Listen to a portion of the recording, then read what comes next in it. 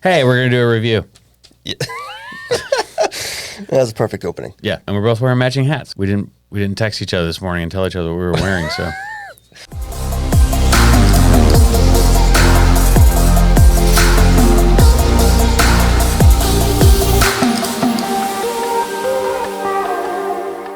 We know that next week there's going to be a bunch of these coming out, so we were like, let's go ahead and just beat it to the punch. Let's get ahead of it. Yep. Yeah, so Kentucky Owl, owned by the Stoli Group. They are known for having overpriced bourbon, I think. I don't know, maybe. So this bottle was sent to us by a good friend and patron, Kyle Yelton. Thank you, Kyle. Oh, is this one of the... Yes. How expensive is that game getting? It's expensive. It's fun, though. It's a fun game. Yeah. Kyle and I, it started with sending samples, and he sent me some nice stuff, and I was like, okay. So I sent back. I was like, I'm going to shut this dude up. So I sent back like a couple hundred. Mm-hmm. And now we're up to, I think this next package will probably be close to $1,000. Jeez. Yeah. You guys going to draw a line at some point and be like, hey. No, the line was a car. Once we get to the point where like, if the whiskey costs too much, we're just going to buy each other cars. You can send them like a decent used car for $6,000. Oh, man. Yeah. All right. Well, let's get into it, man. Yeah, let's do it. So if you don't know, we seen a lot of like misinformation about this. Saw a couple where people were saying that it was aged in Irish whiskey barrels, and that's not true. So what this is a collaboration between Louis. We're gonna stick with McGinney. I think that's right. I think that's right as McGinney well. or McGaney? McGaney, Louis McGaney, which is an Irish bonder. Yeah. So Irish bonding is not to be confused with America's bottled and bond.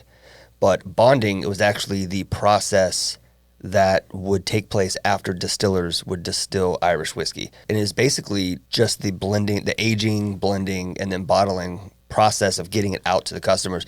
Irish distillers would distill their whiskey and then sell it as is, and then blenders would buy it. Right. Just like today, you can buy whiskey from MGP, you can do your own thing. Very similar, and that process was called bonding. The process and the tradition of doing that sort of went away with the collapse of the Irish whiskey industry in the 30s. And this lady, Louise, however you say it. Yeah, we're sorry. Sorry. She is the first modern bonder to sort of bring that back. So I didn't get a chance to read too much into how she's bringing that back, but I have to assume she's working with Irish distillers and getting juice, or whatever you want to call it, distillate whiskey from them and doing their own blending. And so she brought that to this project with John Ray, who's the master distiller for Kentucky Owl, and the result is what we have here, which has apparently some unique flavors that... There's just a lot around this bottle. There's So 6,500 cases, around $135 MSRP, and Louise is from the J.J. Corey Irish Whiskey, and also all the barrels from here, she's getting all those barrels, so I'm sure she's going to make something on her own with them. But it's Kentucky straight bourbons between ages of 4 and 11 years blended together.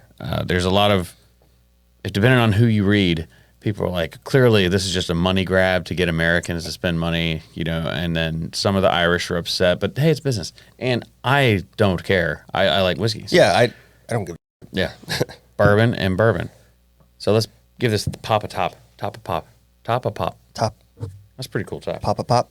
Has it got a coin at the top? I don't think it's a coin. Just a brass cap. Ooh. Yeah, it's pretty good pop. Solid. Pretty good pop. Smells nice. So the point of this was to make this kind of resemble Irish whiskey. Yeah, when they blended, they made a conscious effort to capture some of those traditional bourbon notes, the sweet caramels and those sort of things, but also pull out and highlight those citrus and fruit flavors that are synonymous with Irish whiskey as well. I actually screenshot her. This is what she says. Oh, cool. We tasted through the lens of bringing fruit-forward profiles that are desirable to us as Irish whiskey makers, but we also wanted something still representative of the Kentucky Owl style. This blend tastes like Kentucky Owl products whiskey drinkers love, with an echo of big and bold, juicy fruit flavors, so familiar in Irish whiskey. Oh, we'll see what we get. So yeah, let's see what we get. It has a similar nose to it, like the Redbreast 12 that we like. Not quite not the loose style, but But it's definitely. It has that fruity floral note. It just reminds me of spring. It's light. I feel like I could sip this.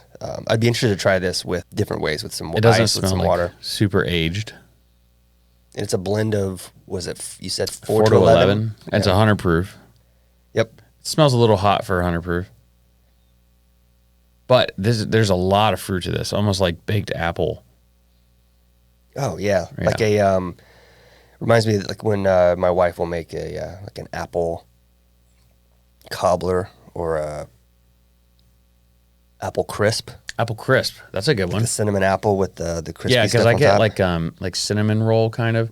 Or like candy corn. Not corn, but candy corn. I get it, yeah. Yeah, I can get that for sure. Not bad. Let's give it a lick.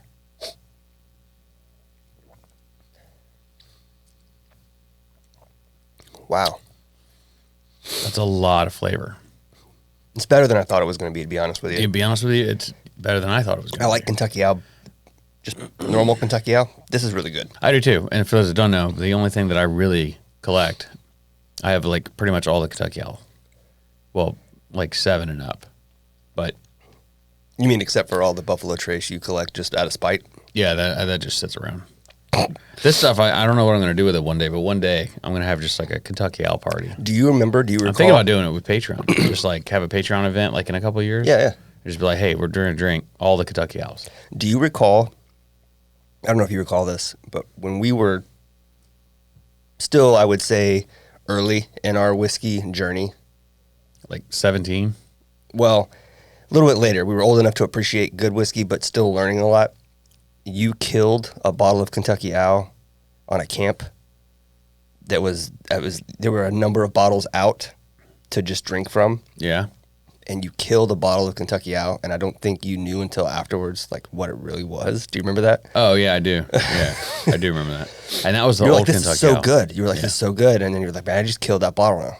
And then you looked it up, and you're like, holy shit, I just killed like a $300 bottle. Yeah, it was the old Kentucky Owl. It was actually good. Not that the new ones aren't good. But it was different. Yeah, this is really good. What else do you get? I'm still getting a lot of, it's like that hot cinnamon now on the nose, and then I get a lot of that apple in the mouth. Yeah, I get fruit and floral flavors that I'm having a hard time.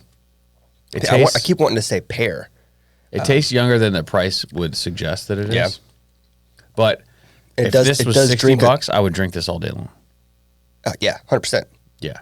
But I mean, today, as of March 2022, everything's expensive. Wild turkey is almost $30 for a fifth. Everything is expensive. You want to talk about inflation? Not on this video. No. But yeah, you still get those underlining like caramel and all of the traditional. I think they did exactly what they were trying to do. They made a bourbon that has Irish whiskey flavors to it. Yeah, it beckons to some heritage. Some heritage, right? Yeah. Because bourbon wasn't whiskey and scotch, what took place over there, those were the first. Yeah. And that's where whiskey comes from. Iske. I don't speak Gaelic, but the word whiskey comes from that was not close. It meant the water of life or life water. Yeah. And then it was shortened to whiskey over time. But yeah. So it's very good. I don't see any problem with Kentucky Owl paying some homage to no, and maybe it is a money grab, but it's not as if Kentucky Owl just took their regular stuff and put a green, everybody else does. You drink the same green colored Budweiser and you think it's a big deal, but they actually put some work and time into this and had to have done it with, enough thought and process in mind to do it far enough back to have it ready for this time of the year to release. So. I also wanted to shit all over this. You did? I did. I could tell when you were taking notes and I was talking and you were super focused. I'm like, he's going to shit on this bottle. I intended on it, but I actually like it. It's good whenever you come in with a preconceived notion and it kind of changes your opinion. For sure. That's what open-minded is. That makes for good content, folks. Yeah, I don't want you to think that we're like we don't get every bottle with the intention of doing that or with the intention of just kissing every distiller's ass. Like, we're not afraid to go against the grain if we don't like something and put our opinion out there. Taste is subjective. Just because we don't like it or you give our opinion doesn't mean yours is going to be the same. Cinnamon apple like a mofo now. Yeah. Like, I'm really getting it. Really getting it. I'm going to drink more of this tonight. This is something that I'll share with people. This is really good. Sorry, everybody. I wanted to hate it, but I don't at all. Yeah, it's good. If you like it or don't like it, let us know in the comments. Yeah. Leave a note. Let us know if you've had it, what you think about it. Is it a scam? If you haven't had it, I guess you can't say it's a scam. The Wise Man's Bourbon. I always like their I've always liked their sticker, their label. It's a cool name. All right. Well, happy time, folks, weekend or whatever day it is. Cheers. St. Patty's Day. Yeah. Be here soon. Yeah. Happy March Irish Wheat.